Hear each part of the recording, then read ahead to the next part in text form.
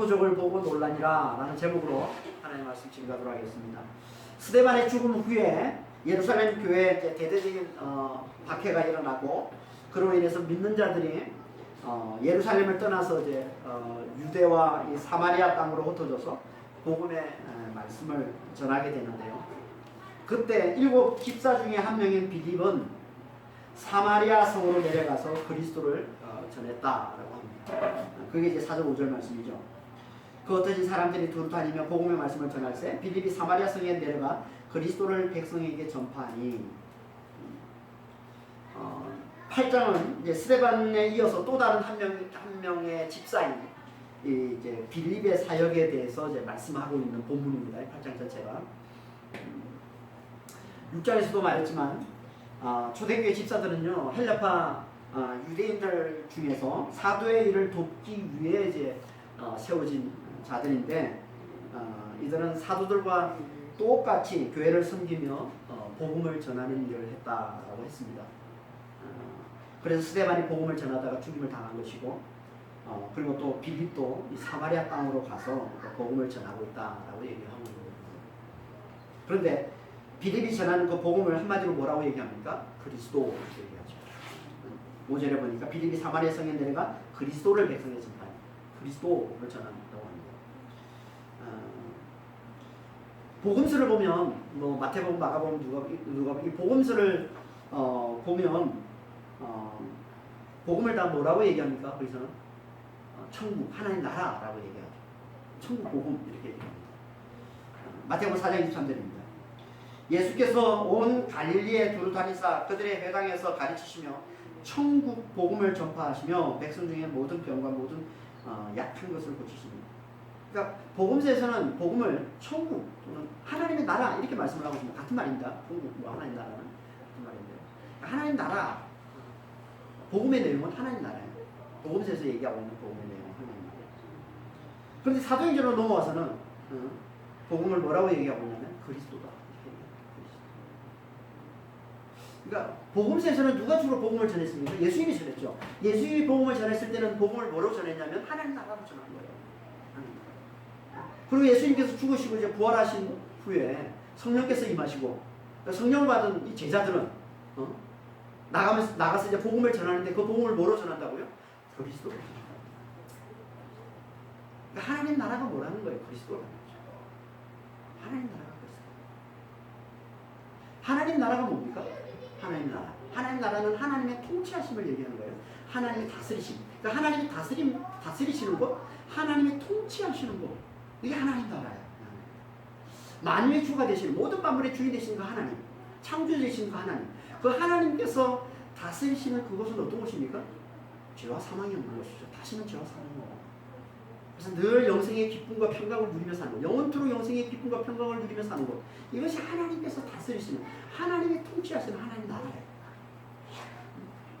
그래서 하나님의 다스리시는 하나님의 나라를 뭐라고 얘기합니까?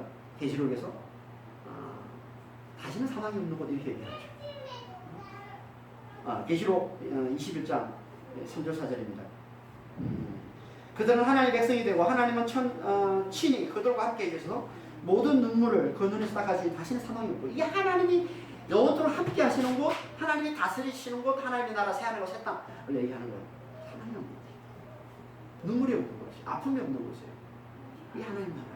이걸 다른 말로 하면 늘 영원토록 기쁨과 평강을 누리는 곳이라고 얘기하는 거예요. 그래서 로마서 14장 17절에서는 하나님 나라를 뭐라고 얘기합니까? 성령 안에 있나?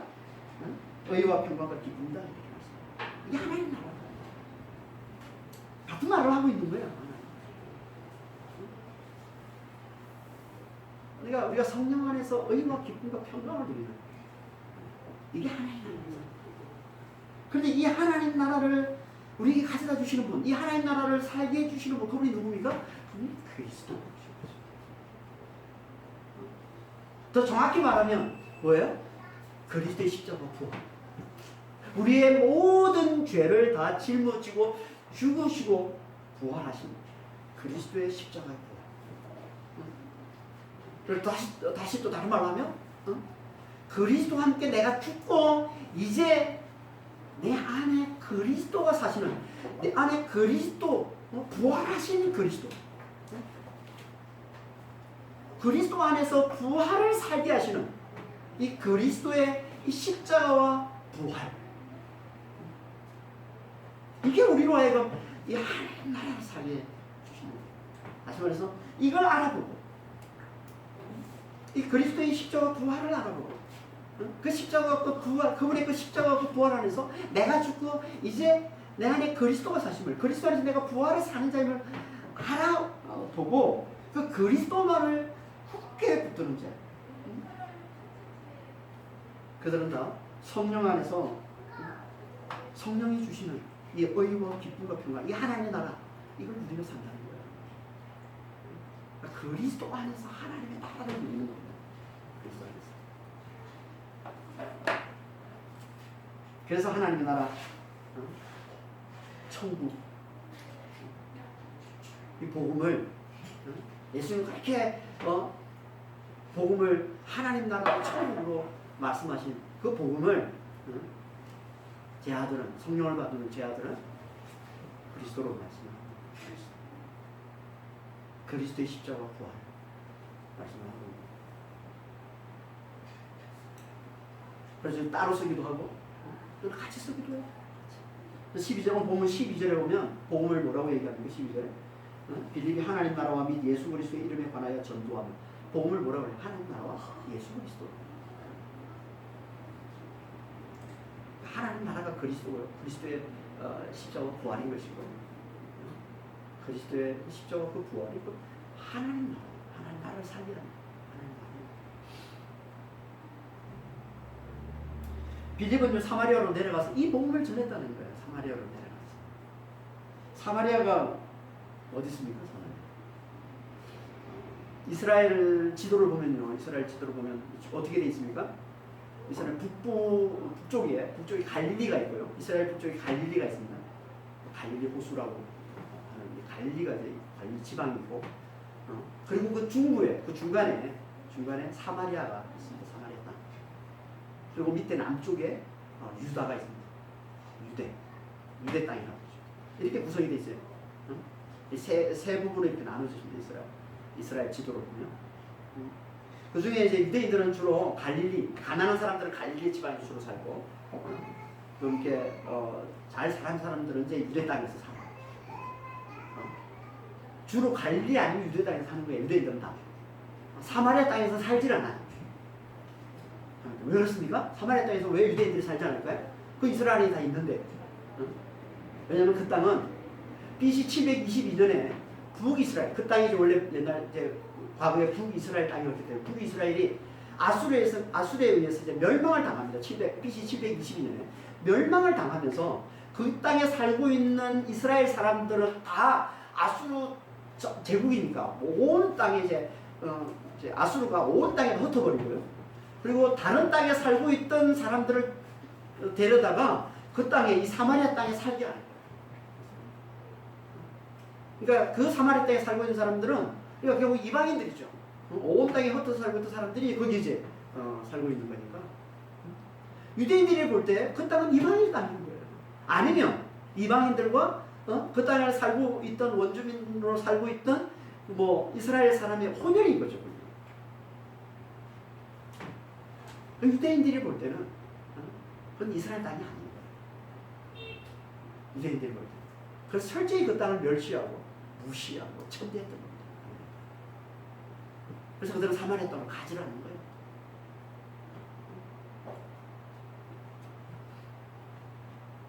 그런 그들에게 이제 하나님께서 당신의 종을 보내셔서 구원의 복음을 전하고 계신 거예요. 드디어 하나님께서 그들에게 손을 내미신 거죠. 그들을 구원해 주신 거예요.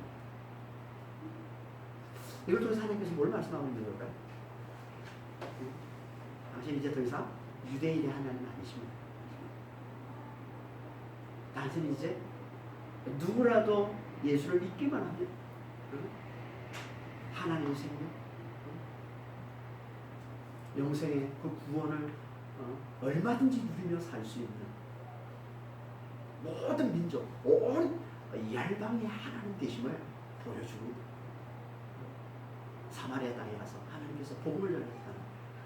복음을 전하셔서 그 땅에 있는 살고 있는 그들을 하나님이 당신의 자녀, 당신의 백성으로 부르셨다는 것은 이제 누구라도 예수를 믿기만 하면 하나님의 자녀가 될 수 있다는 하나님께서 온 열방의 하나님 되심을 보여주고 계십니다. 그렇게 멸시당하던 그 사마리아 사람들에게 이제 구원의 복음이 전해지자 그들이 어떻게 반응을 합니까?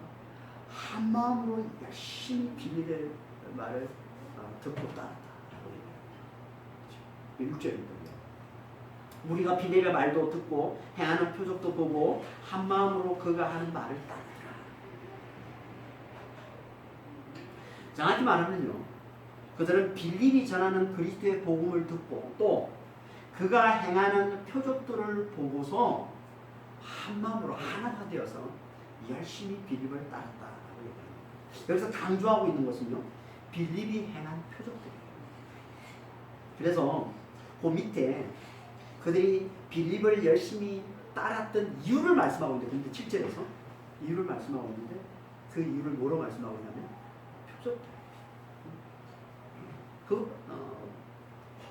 그가 행한, 빌립이 행한 그 표적들을 구체적으로 말씀해 주고 있는 거예요.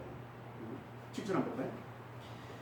7절 8절입니다. 많은 사람에게 붙었던 더러운 귀신들이 크게 소리를 지르며 나가고 또 많은 중풍병자와 못 걷는 사람이 나오니 그 성에 큰 기쁨이 있더라. 여기 7절 맨 앞에 이유를 나타내는 접수 가르가 있습니다. 그러니까 이 말은 그들이 열심히 빌립을 따랐던 이유가 뭔지를 말씀하고 있는 거예요. 그게 뭐냐 하면 많은 사람에게 붙어있던 귀신들이 큰 소리를 지르며 떠나갔고 또 많은 중풍병자와 못 걷는 사람들이 나왔기 때문이다. 그래서 그 성에 큰 기쁨이 있었기 때문이다 라는 말이에요. 그래서 그들이 한 마음이 되어서 모두가 다 하나가 되어서 빌립을 따랐다 라고 얘기합니다. 그러니까 빌립은 예수의 복음을 전하면서 예수의 이름으로 많은 사람들에게서 귀신을 쫓아내고 또 많은 병든 사람들을 고쳐줬다는 것. 이 말은 정확히 말하면 이 말은 무슨 말입니까? 이 말은 그가 복음을 전할 때, 빌립이 복음을 전할 때 하나님께서 그와 함께 하셔서 많은 표적들로 그가 전하는 그 복음을 확실히 증거해 주셨다. 마가복음 16장 20절입니다. 제 아들이 나가 두루 전파할세 주께서 함께 역사하사 그 따르는 표적으로 말씀을 확실히 전합니다. 빌립이 복음을 전하면서 표적들을 행하고 능력을 행했는데 이 표적들 능력을 행한 게 빌립이 행한 게 아니에요. 빌립이 마음만 먹으면 막 능력을 행하고 막 자기가 싫으면 하기 원치 않으면 안 하고 그렇습니까? 아니에요. 복음을 전하는데 그 표적을, 그 능력을 누가 행했다고 그래요? 하나님께서. 뭘 위해서? 빌립이 전하는 그 복음을 확실히 증거하기 위해서. 근데 하나님께서 표적을 보여주시는군요. 이 목적이에요. 항상 이 목적이에요. 복음을 확실히 증거해 주기 위해서. 그래서 그 복음을 잘 믿도록 하기 위해서. 그래서 하나님께서 나타내 주니까 그게 표적이에요. 그게 능력인 거예요.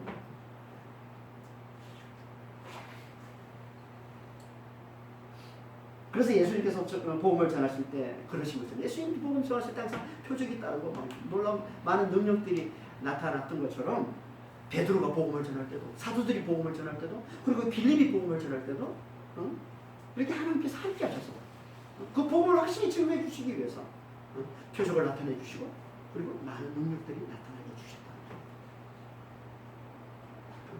나 초점은 복음에 있는 거예요. 복음. 표적이 아니에요. 복음에 초점입니다. 그 복음을 더 온전히 잘 전하도록 하기 위해서, 그걸 제대로 믿도록 하기 위해서, 그걸 도와주게 하기 위해서 하나님께서 표적을 붙여주시는 겁니다. 이 주객이 바뀌면 절대 안 되는 거예요.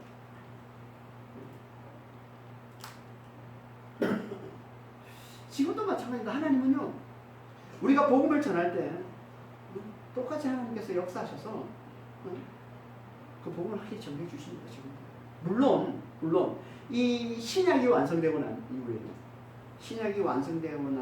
이 표적이 나타나는 이 어떤 횟수나 이 뭐 강도 이런 것들이 아주 현격하게 줄어들었어요. 그건 맞아요.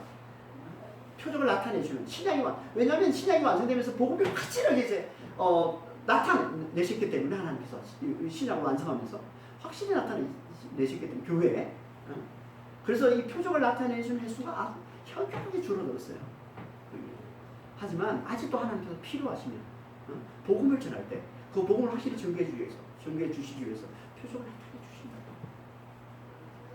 그러니까 우리는 복음을 전할 때 주님이 함께 하시길 기도하면서 예수 이름으로 귀신도 쫓고 예수 이름으로 병든 자에게 손을 얻고 그런 일을 해야 되는 거라고 지금. 그래서 그 복음을 확실히 전개되도록 하는 거예요.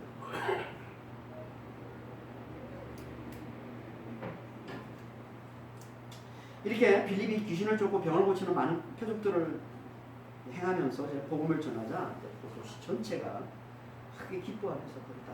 당연하죠. 귀신이 다 떠나가고 병든 자들이 다 낫고 고침받고 이런 걸 주변에서 다 일어나고 있으니 사람들이 다 기쁨을 당연히 따르죠. 기뻐하면서 따르죠. 하지만 아직까지 그들의 관심은 어디에 있는 거예요? 복음이 아니라 표적에 있는 거죠. 그렇죠? 빌립을 따르지만 빌립이 하는 말을 듣고 따르고 있지만 아직도 그들은 여전히 주된 관심은 표적에 있습니다. 왜냐하면 그들은 오랫동안 이 신기한 능력, 이 놀라운 능력에 길들여져 왔기 때문에 그걸 말씀하고 있는 게 그게 9절부터 10절입니다. 9절 한번 보겠습니다. 그 성에 시몬이라는 사람이 전부터 있어 마술을 행하여 사마리아 백성을 놀라게 하며 자칭 큰 자라 하더니 빌립이 오기 전에 이 사마리아 백성들, 사마리아 사람들에게 아주 강력한 영향력을 행사하던 사람이 있는데 그게 누구냐면 마술사 시몬이라고 합니다.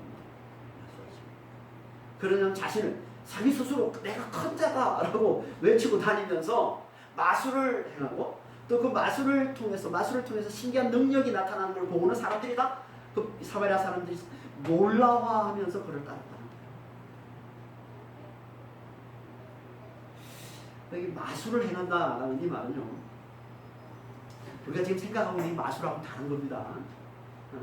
마술. 요즘 우리 다 마술 거리면 속인 거잖아요, 다 이렇게. 여기서 성경에서 얘기하고 있는 마술을 행하는 그런 의미가 아니에요. 그래서 마술사라는 말이 마고스라고 그러는데 마고스. 이 마고스가 마태복음 2장에는 어떤 의미로 쓰냐면 우리가 잘 아는 동방박사라는 단어가 바로 마고스예요. 박사가 마고스예요. 박사가 마술사입니다. 동방에서 온 박사, 페르시아에서 온 박사, 그들은 천문학자예요. 점성술사예요. 대단히 학식이 있는 자들이란 말이에요. 그걸 표현하고 있는 게 동방박사예요. 근데 그 단어도 마고스예요. 그리고 사도행전 13장 6절에 보면 또 이 단어, 마고스라는 단어가 나오는데 어떤 의미로 쓰이냐면 거짓 선지자 박수. 이 박수, 이걸 마술사. 이게 마고스예요. 그러니까 이 마고스라는 이 단어의 의미가 대단히 이게 좀 풍성합니다. 스펙트럼이 넓어요. 우리가 생각하는 마술사로 생각하시면 안 되는 거예요. 성경에서 말하는 마술사는 신기한 능력을 행하는 자를 비롯해서 철학과 과학과 점성술과 의술 등을 배우고 익힌 학자를 아우르는, 그러니까 다 아우르는 그런 단어가 바로 이 마고스랍니다. 그러니까 본문에 나오는 마술사 시몬은요, 철학과 과학에 능했고 또 점성술, 천문학 이런 것에도 좀 능했던, 이 세상 학문에 능했던 자면서 동시에 또 신기한 능력을 행하는 자. 보통 이제 과학자들이나 이런 이제 점성술사 이런 자들이 이제 신기한 능력을 행하잖아요. 일반 백성들이 볼 때는 뭐 알 수 없는 그런 능력들을 행하잖아요. 그랬던 사람이야, 시몬. 역사서 이 초기 기독교 저서에도 시몬이 나옵니다. 이 사마리아 지역에서 대단히 영향력을 끼쳤던, 안 좋은 쪽으로 영향력을 끼쳤던 아주 그 시몬, 대시몬. 큰 자 시몬이라는 게 실제로 이제 그 초기 그 기독교 저서에 보면 나오고 있습니다. 그러니까 이 시몬은요, 그 능력을 행하면 신기한 능력을 행하면서 마치 그것이 하나님이 주신 능력인 양 자칭 큰 자라고 하면서 거짓 선지자 행세를 했다는 거야. 그래서 10절에 이렇게 얘기하고 있는 겁니다. 낮은 사람부터 높은 사람까지 다 따르며 이르되 이 사람은 크다 일컫는 하나님의 능력이다 라고 불렀다는 거예요. 하나님의 능력이야. 큰 자, 하나님의 능력을 행하는 자. 그렇게 오랫동안 사마리아에서 하나님의 선지자 행세를 하면서 그가 배운 점성술, 의술 뭐 이런 것들로 신기한 능력들을 오랫동안 행해왔던 것이고, 사마리아 사람들은 오랫동안 계속 그 능력에 놀라워하면서 그를 따랐다. 11절에 오랫동안 그 마술에 놀랐으므로 그들이 따르더니 오랫동안 영향력을 행세해왔어요. 이 마술사 시몬에. 그게 길들여 있었던 거예요. 사마리아 사람들. 신기한 능력. 근데 여기 보면요, 유독 강조하고 있는 두 단어가 있습니다. 오늘 본문에 유독 강조하고 두 단어가 있어요. 이게 뭐냐면 따르다라는 단어하고 놀라다라는 단어예요. 이 따르다라는 이 단어는 풀세코인데 이 말은 원래 어떻게 되냐면 주의하다 또는 몰두하다, 전념하다, 집중하다, 마음을 쏟다 이런 말이에요. 풀세코는. 그러니까 그들은 빌립이 복음을 전하면서 이제 표적을 행할 때, 놀라운 능력들을 행할 때는 그 빌립에게 마음을 쏟아서 그에게 집중하면서 그를 따랐던 것이고, 그 이전에 빌립이 오기 전에는 오랫동안 마술을 행하는 이 마술사 시몬에게 마음을 쏟아서 그에게 아주 집중하면서 그를 따랐던 사람들이랍니다. 이게 사마리아 사람들은 한마디로 참 이렇게 마음을 잘 주는 사람이에요. 마음을 잘 쏟아, 집중을 잘해. 누군가에게 마음을 쏟고 집중한다는 건요, 무슨 말이에요? 그 사람과 그가 전하는 그 말이 그들의 인생에서 가장 중요하고 가치 있는 것으로 여기고 그렇게 받아들인다는 거 아니에요?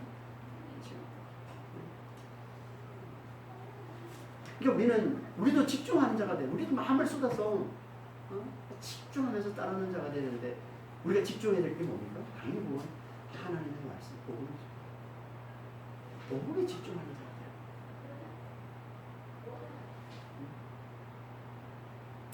근데 이 사마리아 사람들은요, 집중만 잘하는 게 아니라 또 한 가지 잘하는 게 이게 뭐냐면 놀라는 걸 잘해요. 잘 놀려, 잘 놀려. 그러니까 놀라워하고 따르는 거예요. 신기한 능력만 보면 놀라워하고 그게 마음을 쏟아서 온 마음을 그게 다 쏟아서 집중해서 살아요. 그게 사마리아 사람 백성들의 모습인 거죠. 집중해서 따르는 거야. 그거 좋은 거예요. 그런데 문제는 놀라는 거예요. 잘 놀라. 놀라다는 이 말은 헬라어로 엑시스템이라는 단어인데요. 에크라는 단어하고 히스템이라는 단어의 합성어예요. 에크, 히스템. 놀라다. 그래서 원래 이 말은요, 히스테미가 서다는 뜻이거든요. 서다, 세우다, 서다 이런 뜻이에요. 에크는 밖으로 이런 뜻이에요. 그러니까 서 있는 자리에서 밖으로 나오다 이런 말이에요. 이 에크 히스테미는 서 있는 데서 나오다 하라는 말이거든요. 그래서 서 있는 데서 물러나다, 서 있는 데서 나오다, 이게 원래 문자적인 의미인데, 이게 의미가 이제 확대돼서 뭐 놀라다, 황홀병에 빠지다, 정신을 잃다, 이성을 잃다, 미치다, 이런 의미를 다 가지고 있는 단어가 바로 이 엑시스템이에요. 영어로 이제 여기서 나온 단어가, 엑시스템에서 나온 단어가 이제 영어로 엑스타시라는 단어인데, 혹시 아시죠? 엑스타시. 황홀병, 황홀함을 나타낸다는데, 이게 마약의 일종이잖아요, 엑스타시. 가끔씩 이제 뭐 TV 뉴스 같은 거 나와서 엑스타시. 이게 마약의 일종인데, 이게 여기서 나온 단어예요. 황홀함, 정신을 잃은 거. 그러니까 놀라워한다는 이 말은요, 원래 가지고 있는 의미가 뭐냐면 서 있는 우리가 서 있어야 될 그 자리에서 그 자리에서 벗어난 걸 얘기하는 겁니다. 우리가 서 있어야 될 자리가 뭐죠? 우리가 서 있어야 될 자리. 우리가 서 있어야 할 곳이 어디예요? 우리가 서 있어야 할 곳은 하나님 보실 때 모든 인간들이 서 있어야 할 곳이 어디입니까? 호람대요. 호람대요가 뭐야? 하나님 앞. 창조주 하나님 앞. 이게 우리가 다 우리 모든 인간들이 하나님을 보실 때 우리 모든 인간들이 서 있어야 될 자리. 그러니까 이런 말이에요. 창조주 하나님을 알아보는 것. 이게 서 있는 거예요. 여러분 서 있다는 이 히스템이라는 단어는 이 신에 참 자주 나오는데요. 이 히스템이라는 단어를 가지고 성경에서 자주 어떤 의미로 많이 쓰냐면 진리를 깨닫는다는 의미로 많이 씁니다. 진리를 깨닫는다. 히스템이라는 거죠. 그래서 이 단어에서 나온 단어가 뭐예요? 히스템이라는 단어에서 나온 우리가 자주 쓰는 단어가 여기서 나오는 단어가 십자가와 부활이에요. 이 십자가라는 단어, 부활이라는 단어가 히스테미에서 나온 단어입니다. 스타우로스라는 단어가 세워진 것이라는 뜻이거든요. 기둥이라는 뜻입니다. 스타우로스, 이게 십자가거든요. 저희가 말하는 십자가. 이게 스타우로스의 이 히스테미라는 이 스타라는 이게 어근이거든요. 히스테미 어근. 여기서 나온 단어예요. 세워진 것. 아나스타시스가 뭐예요? 아나스타시스, 부활이잖아요. 그것도 스타시스, 이게 세워진 것이라는 뜻이거든요. 위로 세워진 것, 이게 부활이에요. 위로 똑바로 선 거예요. 이게 부활이라고. 그러니까 다 히스템이라는 이 단어를 가지고 십자가, 부활 이런 의미로 쓰는 거예요. 히스템이라는 단어 속에 이런 의미를 아주 중요한 의미를 담아서 쓰고 있는 거예요. 진리를 깨달아. 진리를 창조주 하나님을 알아보는 거예요. 이게 서 있는 거예요. 그러니까 놀라는 건 뭐라는 거예요? 이 자리에서 벗어난 걸 얘기하는 거예요. 이 자리에서 떠나는 걸 얘기하는 거예요. 이 자리에서 이탈한 걸 얘기하는 거예요. 이게 놀라요. 여기서 떠나 있는 사람들이 하는 게 놀라는 거예요. 창조주 하나님을 알아보지 못하는 사람이 하는 게 놀라는 거예요. 그래서 성경에서 보면 항상 하나님을 잘 알지 못하는 자들이 하나님의 놀라운 능력을 보게 될 때, 경험하게 될 때 나타내는 반응이 다 뭐예요? 그게 놀라요. 회당장 야이로의 딸이 죽었다가 살아날 때 그 주변의 사람들이 다 놀랬다고 그러고, 중풍증에 걸린 사람이 그 병이 낫는 거 보고 주변의 사람들이 다 놀랬다고 그러고, 하여튼 그 예수님께서 나타내시는 하나님의 능력을 보고 표적들을 보고 사람들은 다 놀라는 거예요. 그러니까 창조주 하나님을 알아보는 그 자리, 알아보는 자리에서 떠나 있는, 다시 말해서 하나님을 알아보지 못하는 사람들이 나타내는 반응, 이게 놀라는 거예요.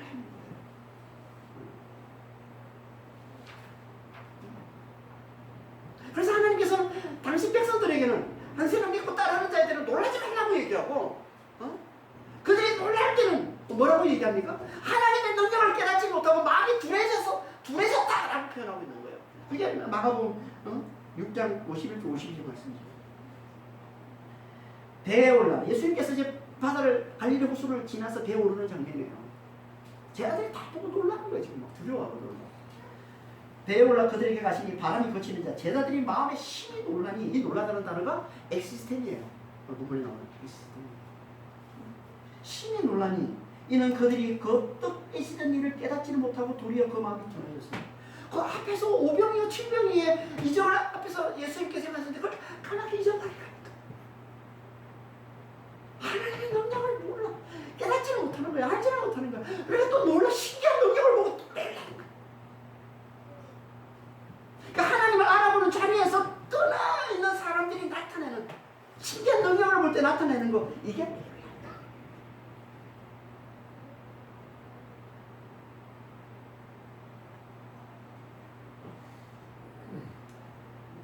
그러니까 우리는 하나님에 대해서, 창조주 하나님에 대해서, 하나님에 대해서 깨닫는 마음이 이게 둔해져 있으면 뭔가 신기한 어떤 그런 능력들을 보고 일들을 보고 보면 놀라게 되죠. 이게 둔해져 있다. 마음이 깨닫지를 못하고 있다. 하나님을 깨닫지를 못하고 하나님의 능력을 깨닫지 못하고 이거 거꾸로 얘기한 거예요. 하나님의 능력을 잘 깨닫고 있으면 그분의 창조주 되시는 우리가 잘 알고 있으면요, 우리가 아무리 신기한 능력을 봐도 잘 놀라지 않는다는 거예요. 크게 놀라지 않아요.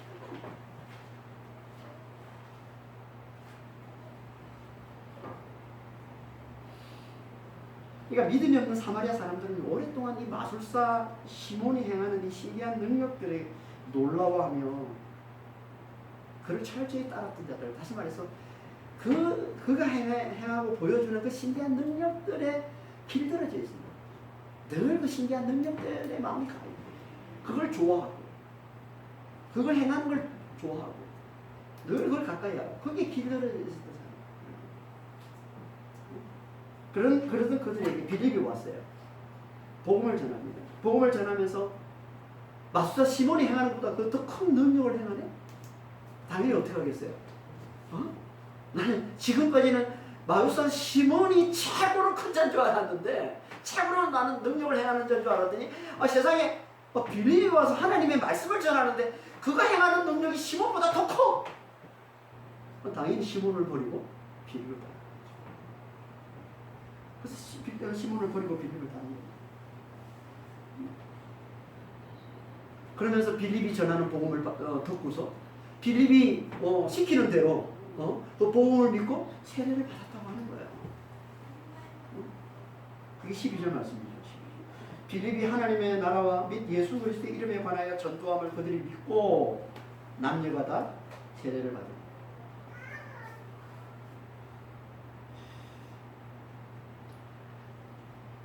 그동안 항상 이 눈에 보이는 어떤 놀라운 능력들, 신기한 능력들에 길들여져 있던 그들이 항상 거기에 놀라고 거기에 마음이 가 있었던 그들이 과연 눈에 보이지 않는 하나님의 나라와 그리스도의 복음, 그리스도의 이 십자가와 부활의 이 복음을 제대로 잘 듣고 잘 믿었을까요? 이 말은 그리스도의 그 복음을 잘 듣고 잘 믿는다는 이 말은 그 부활의 능력, 그 십자가와 그 부활의 그 능력을 잘 믿고서 이제 이 세상의 이 신기한 능력들에 대해서는 그렇게 놀라워하지 않는 사람이 된다는 얘기거든요. 그게 사마리아 사람들에게 금방 그게 이루어졌을까요? 그게 금방 나타났을까요? 당연히 그건 아니었을 겁니다. 그래서요, 이 사마리아 사람들은 믿을 때 성령을 받지 못해요. 믿고 세례를 받는데 바로 성령을 받지 못해요. 나중에 이제 우리가 다음 시간에 살펴볼 사마리아 사람들도 하나님의 말씀을 받고 믿더라는 얘기를 이제 사도들이 듣고서 사도들이 와서 그걸 확인하죠. 그걸 확인하고서 이제 안수할 때 그때 이제 사마리아 사람들이 성령을 받습니다. 빌립이 복음이 전할 때 그때는 믿고 세례는 받지만 성령을 받지 못해요.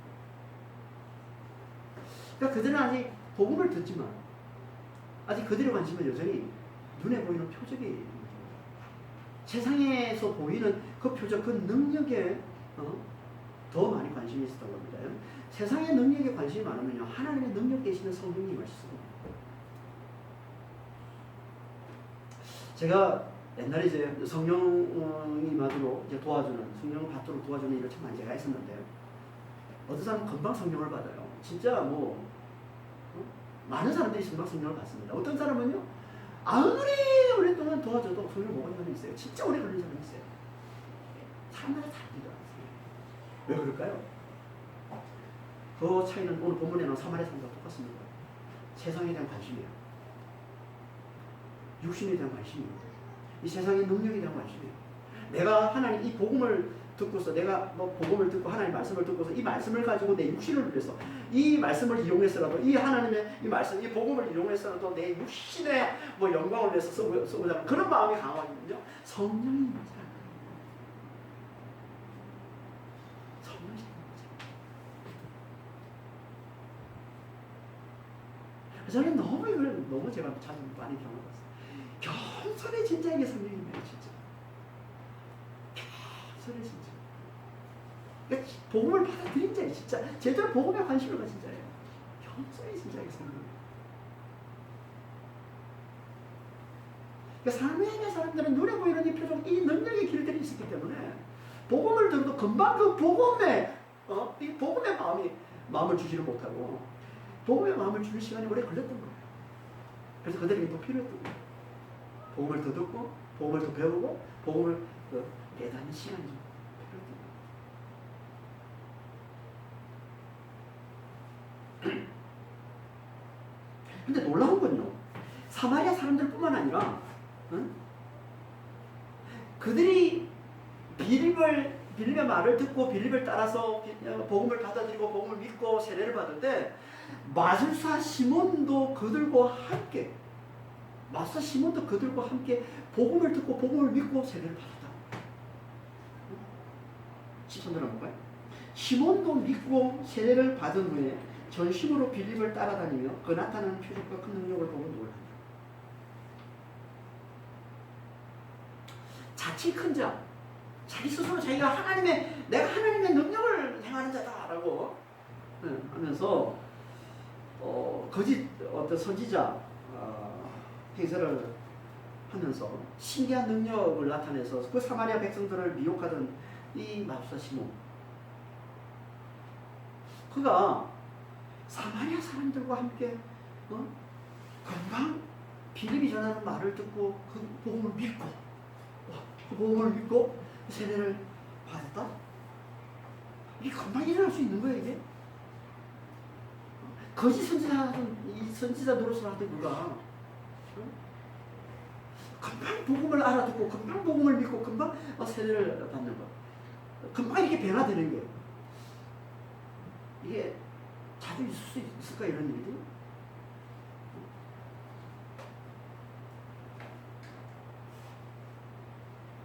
우리가 이제 다음 주까지 살펴보면, 원래 오늘 본문하고 다음 주 말씀하고는 연결되는 건데 본문이 너무 길어가지고 제가 중간을 자른 겁니다. 그래서 어쩔 수 없이 다음 주에 나눠야 될 내용을 이제 이렇게 마치 맛보기식으로 조금씩 보이는데, 그래서 다음 주 자세히 살펴보겠지만 이 마술사 시몬은 마술사 시몬이 믿는다고 하고 세례를 받은 이유는요, 진짜 믿고 진짜 세례를 받은 게 아니라는 걸 다음 주에 자세히 우리가 살펴보게 됩니다.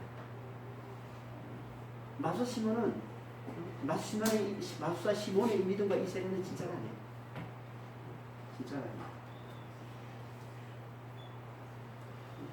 결국 그는 그의 믿음, 그의 이 세례는 성령을 받지 못하는 가짜 믿음, 가짜 세례.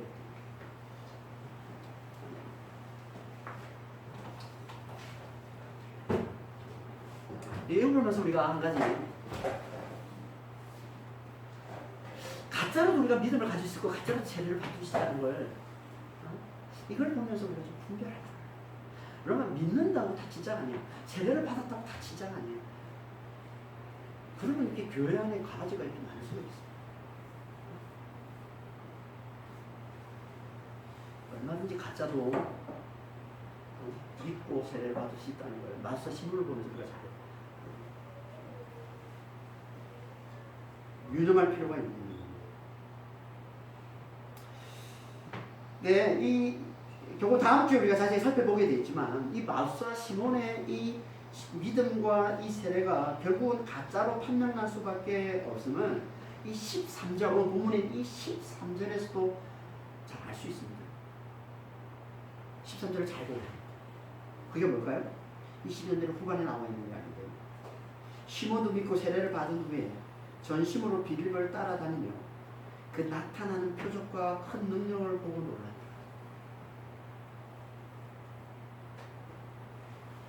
이 말씀은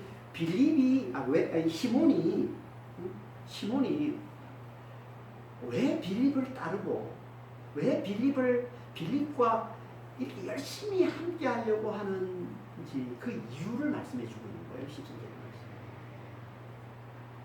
그 이유가 뭐라는 겁니까? 이 마술사 시몬이 빌립이 하는 말 잘 듣고 믿고 세례까지 받고 빌립이 다 하라고 했겠죠. 잘 듣고 그럼 늘 빌립과 함께 다녀요. 늘 빌립과 함께 다녀. 그러면서 뭐라고 그래? 빌립이 행하는 표적과 큰 능력에 노래하더라. 그가 빌립을 따르는 이유가 뭐라는 겁니까? 빌립이 자기가 행하는 능력보다 훨씬 더 큰 능력을 행하고 있기 때문에, 훨씬 더 크고 더 놀라운 능력을 행하고 있기 때문에 그가 빌립을 따르는 걸 하는 겁니다.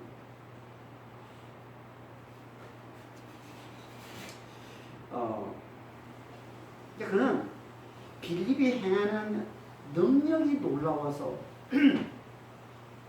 빌립을 따르고 최대한 빌립과 가까이 있으려고 빌립 말을 잘 듣고 그래서 믿는다고 하고 또 세례도 받고 했다는 거예요. 다시 말해서 그의 관심은 복음이 아니라 표적에 있었다. 그가 행하는 표적, 그가 행하는 능력, 빌립이 행하는 표적과 그 능력.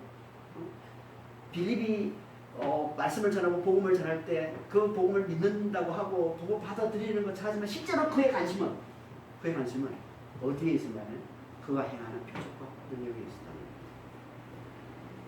그래서 계속 놀랐다는 거예요. 여기 놀라다는 단어가, 여기 놀라다는 이 단어가 어떻게 보면 중요한 단어인데요. 이 단어는 뭐로 쓰이냐면 과거 미완료로 쓰여 있는 단어입니다. 과거 미완료. 헬라는요, 과거가 두 종류가 있어요. 과거 발생을 나타내는 형태가 있고, 과거 진행을 나타내는 형태가 있는데요. 이 미완료는 과거 진행을 나타내는 거예요.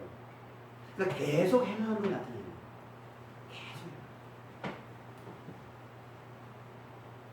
그러니까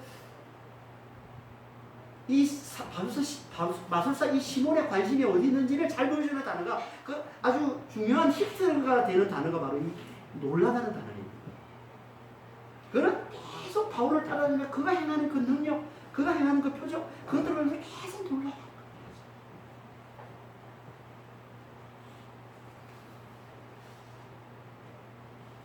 여러분, 믿는 자들은, 제대로 믿음을 가진 자들은, 다시 말해서 하나님의 창조 되심을 제대로 깨달은 자, 그리스도의 이 십자가와 부활을 제대로 깨달은 자, 그리스도 안에서 내가 부활을 사는 자라는 이 진리를 이 제대로 깨달은 자, 이 깨달음이 있으면, 어떤 반응이 나타날까요? 부활을 제대로 알았어요. 하나님의 창조 되심을 제대로 알았어요. 이 만물을 하나님께서 지으시고, 그 창조주신 그 하나님께서, 그리스도를 죽은 자 가운데서 살리시고, 부활을 주시고, 또 그리스도 안에서 우리에게 그 부활을 주신다는 이 진리를 우리가 제대로 깨닫고 제대로 알고 있다면요. 여러분, 우리가 이 세상에서 일어나고 있는 신기하고 놀라운 능력들에 나타나는 반응들이 어떨까요? 놀라운 반응들이 서서히 줄어들게 되어 있습니다. 당연히 줄어듭니다. 내가 복음을 제대로 한다면, 그분의 창조주니까 그분의 그 부활의 그 능력을 내가 제대로 한다면, 우리는 세상에서 일어나고 있는 신기한 능력들에 대해서 그렇게 크게 놀라질 않아요.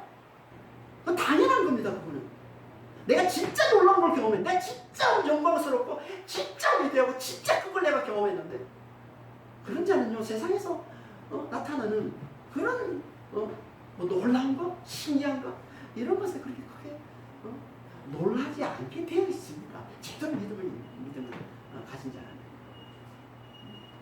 그게 맞는 거예요. 근데 이 빌립은 아니라는 거예요. 빌립은 줄줄줄 계속 이 마술사 시몬은 계속 빌립을 줄줄줄 쫓아다니면서 그가 행하는 그게 먼저 관심이 있는 거예요. 그가 행하는 표적, 그가 행하는 그 능력, 그게 관심이 있으면서 계속 거기에 놀라고 있는 거예요. 와, 신기한 거죠.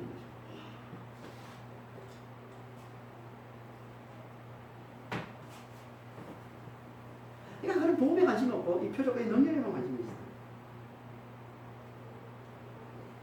그런 모습은요, 하나님 보실 때는요, 그건 믿음이 아니에요. 그가 믿는다고 해도 하나님 앞에 그건 믿음이 아닌 거예요. 그가 세례를 받았어도 하나님 보실 때 그건 제대로 세례받은 게 아닌 거예요. 다시 말해서 그런 사람은 눈에 보이는 신기한 이런 표적과 이런 능력들에 마음이 가 있고 거기에만 엄청 관심이 있고 그것만 바라보고 뭐 신앙생활하고 뭐 해도 그거에만 관심이 있는 자는 하나님 보실 때는 어떤 사람이냐면 그런 여전히 육신에 사로잡혀서 육신을 위해서 사는 자예요.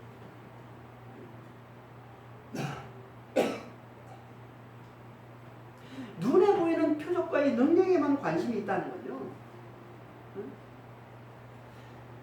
무슨 말이냐면 이거는 거예요.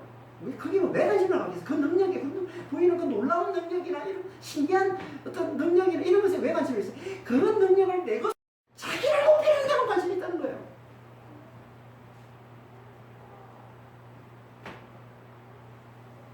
자기를 높이는 데 그 능력으로 자기 욕심의 이 행복과 이 영광을 누리는 데는 그 능력으로 어떻게든 그 능력을 내 것으로 삼아서 그래서 관심이 있는 게 세상에 능력에 관심이 많은 사람이에요. 세상에 나타나는 이런 어떤 신기한 것에 관심이 많고 능력에 관심이 많은 사람은 그 능력을 어떻게든 내 것으로 삼아서 세상에서 나를 높이려고 세상에 내 육신의 이 영광, 내 육신의 이 성공, 내 육신의 이 행복만을 추구하면서 살아가는데 온통 거기에 관심이 있음을 보여주는 게 눈에 보이는 표적과 능력에 관심이 있는 거예요. 늘 거기에만 관심을 쏟는 거예요.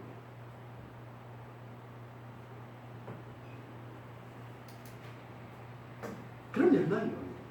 그래서요, 요한계시록 보면 하나님을 대적하면서 우리를 멸망케 하는 자들이 나오죠. 요한계시록 보면 짐승, 용, 짐승, 거짓 선지자가 나오잖아요. 이들이 어떻게 사람들을 미혹한다고요? 표적으로 사람들을 미혹한다고요. 표적. 요한계시록 13장, 13절, 14절입니다. 큰 이적을 행하되 심지어 사람들 앞에서 불이 하늘로부터 내려오게 하고 짐승 앞에서 받은 바 이적을 행함으로 땅에 거하는 자들을 미혹하며 땅에 거하는 자들에게 이르기를 상하였다가 살아난 짐승을 위해서 우상을 만들라 하더라. 계시록 16장 13절 14절에서도 또 내가 보면 괴구리 같은 새 더러운 영이 용의 입과 짐승의 입과 거짓 선지자 입에서 나오니 그들은 귀신의 영이라 이적을 행하여 온천하 왕들에게 가서 하나님과 전능하신 이의 큰 나라에 있을 전쟁을 위하여 그들을 모으라. 이적, 표적 같은 단어에 세 명이 같은 말. 표적, 이적. 사인이란 말이죠. 사인. 그러니까 이 복음을 나타내주기 위해서 하나님께서 주시는 사인이 표적, 원래 이게 원래 하나님이 주시는 표적인데 이걸 분명히 이제 악한 자, 하나님을 대적하는 이 짐승과 이 거짓 선지자들이 이걸 이용을 해서 사람들을 미혹한다. 다 이적을 보여주면서 사람을, 아니 이적을 보여주는데 사람이 어떻게 미혹을 해요? 그 능력을 보여주면서 네가 내 말을 들으면 이 능력이 너의 것이 되는 거야. 내가 능력을 너에게 줄 거야. 이렇게 미혹하는 거야. 그렇잖아요. 이 세상에서도 그러잖아요. 뭐 조폭 세계에 보면은 조폭의 힘 있는 자를 잘 따르면 나중에 내 자리 넣게 되는 거야. 내가 가지고 있는 파워, 내 힘, 내 권력, 이거 내가 너에게 물려줄 거야. 뭐 조폭이나 정치나 똑같습니다. 세상에서 하는 일이 다 그런 거 아닙니까? 나를 잘 따르면 내 자리가 너 자리가 되는 거야. 내 힘이 너의 힘이 되고 내 능력이 내가 내 능력을 너에게 줄 거야. 이거잖아요. 이게 세상의 정치 아닙니까? 그런 똑같은 거예요 지금. 표적으로 이적으로 사람들을 비웃는 거예요.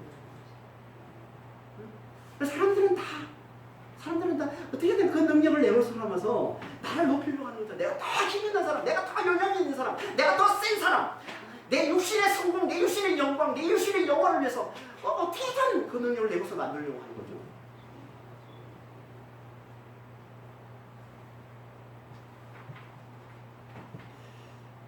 그러니까 세상의 힘을 좋아하면 우리는 절대 이 복음을 받아들이기 어렵습니다. 십자가의 복음, 십자가와 부활의 이 복음은요, 하나님께 나를 무력한 자로 내놓는 거거든요. 아무것도 아닌 자로 내놓는 거거든요. 그래서 나는 하나님만 의지하는 거예요. 이게 복음이에요. 그런데 하나님께서 내 힘이 되어주시고 내 능력이 되어주시고 내가 당신의 생명을 주셔서 그러니까 늘 우리는 하나님을 의지하는 거예요. 그런데 우리 인생은, 이 교만한 인생은, 하나님을 떠난 인생은요, 의지하는 게 싫은 거야. 내가 왜 의지를 해? 내가 내 힘으로 내가 살아야지. 내가 강한 자가 돼야지. 왜 내가 남을 의지하는 자가 돼? 그게 싫은 거야 인생은.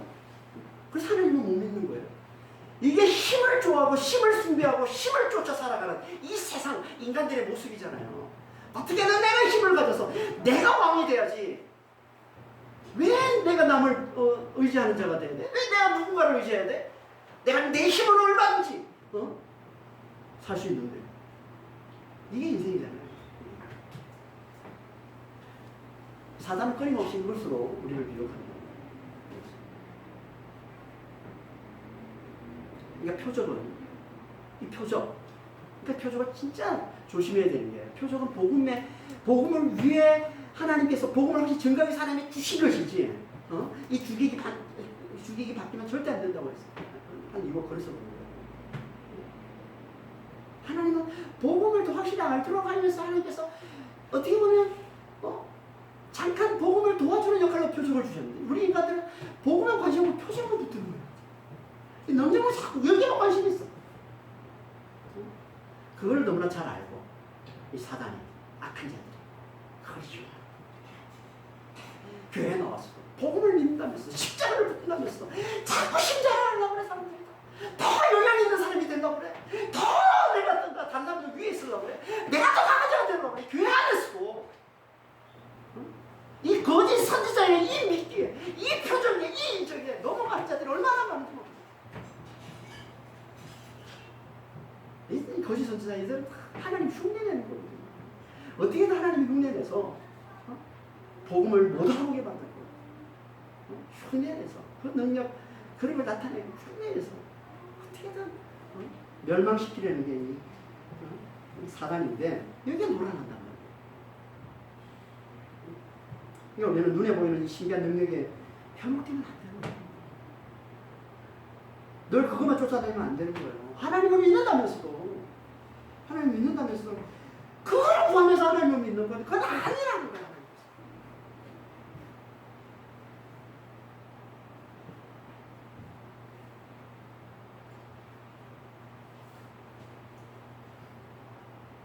그럼 결국 어떻게 됩니까?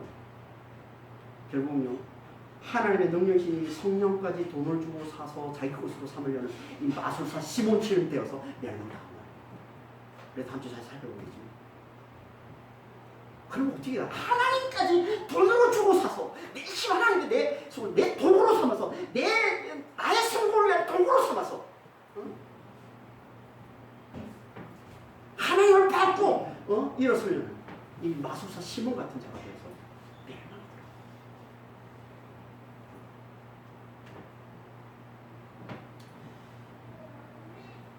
이게 우리는 이 하나님이 우리에게 주시는 이 표적을 우리는 진짜 잘 분별해요. 하나님 우리에게 표적을 주신 목적은 뭐라고요? 복음을 확실히 증거하는 거예요. 그 복음을 확실히 증거해서 복음을 잘 믿도록 하나님의 창조주 되심을 잘 믿도록 그리스도의 십자가 부활을 잘 믿도록 하기 위해서, 그리스도 안에서 내가 죽고 이제 내 안에 그리스도가 사심을, 그리스도 안에서 부활을 사는 자임을 잘 믿도록 하기 위해서 이 하나님께서 이렇게 표적을 주신 목적이에요. 그리고 이제 이 표적을 보고 그 믿음을 가졌으면, 그 복음을 가지고 확실히 가졌으면 이제는 복음에 집중하는 자가 되어야 된다는 거예요. 표적이 아니라 복음에 집중하는 자가 되어야 된다는 거예요. 복음에 집중해서 그 복음을 증거하는 삶을 사는 게 이 하나님께서 우리에게 표적을 보여주시고 복음을 깨닫게 해주시고 복음을 누리며 살게 해주시는 이유가 여기 있는 겁니다. 복음에 집중하는.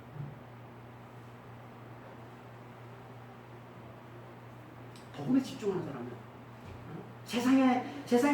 세상에서 나타내 보여주고 있는 신기한 능력들, 놀라운 일들, 그런 것에 그렇게 크게 놀라지 않는다는 거예요.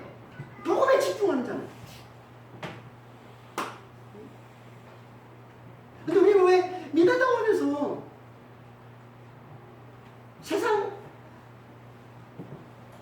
세상에 신기한 능력들, 세상에서 일어나는 이 놀라운 일들, 그런 놀라운 일들 앞에 왜 이렇게 놀라운 일들이 많습니까? 좋은 일이든 나쁜 일이든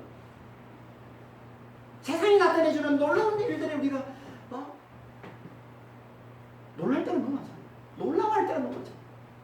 그걸 놀라워하면서 크게 기뻐하기도 하고 또 크게 낙심하기도 하고, 그럴 때는 너무 많지 않습니까? 세상이 이래. 일비할 때가 너무 많잖아요.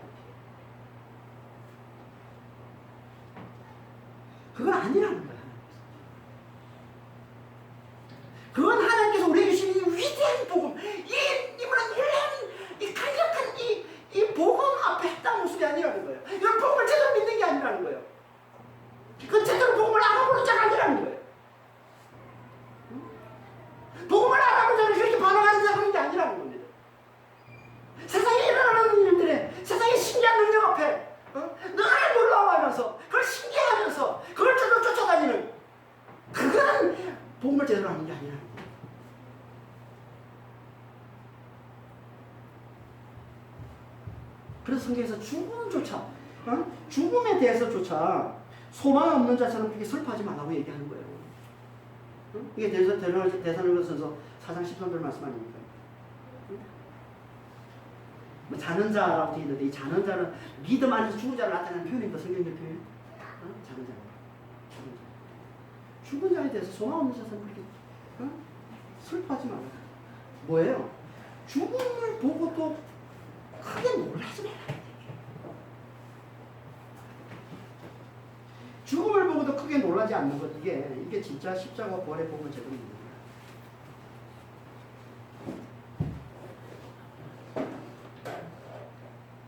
거예요. 우리는 십자가 부활의 복음을 제대로 믿고 있습니다. 하나님 창조주 되심을 우리가 제대로 믿는 자가 맞나요?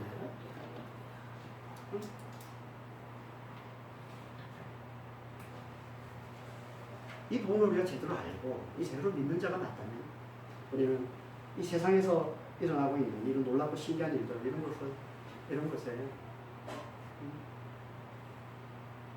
엑시스템이 정신을 잃어버리고 이성을 잃어버리고 정도로 놀라워하는 그런 반응을 나타내 보면 안 된다.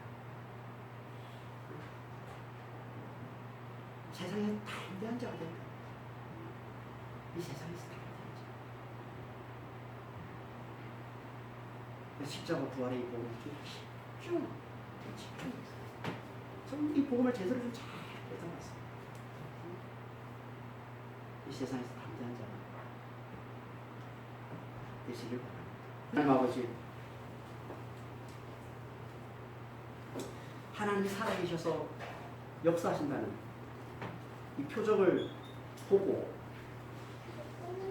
복음을 깨달았다니, 하나님이 살아계심, 하나님이 창조주 되심, 그리스도의 그 십자가와 그 부활, 그리스도 안에서 이제 우리가 부활을 사는 자라는 아버지 하나님, 이 복음을 우리가 제대로 깨달았다니, 주님 이제 이 복음에 집중하는 삶을 사는 자가 될 수 있도록 아버지 하나님 제대로 축복하시고 좀 인도하여 주시옵소서. 이게 제대로 믿는 자입니다. 이게 복음의 그 영광스러운 복음에 합당하게 반응하는 아버지 하나님, 제대로 믿는 자입니다. 주님 정말 저희들 제대로 믿는 삶을 잘 살아내게 하여 주시옵소서. 믿음 없는 자들, 소망 없는 아버지 하나님 자들처럼 세상에 일어나는 일에 그 신기한 일들, 놀라운 일들을 보면서 거기에 넋이 빠지고 거기에 충격을 받고 그것에 놀라워하는 아버지 하나님, 그런 삶을 더 이상 살지 않게 하시고 오직 복음에 집중함으로 주는 담대함으로 세상을 이기는 삶, 이 세상에 복음을 증거하는 삶 잘 살아내는 저희들 될 수 있도록 도우시고 인도하여 주시옵소서. 감사하는 우리 주 예수 그리스도의 기도합니다.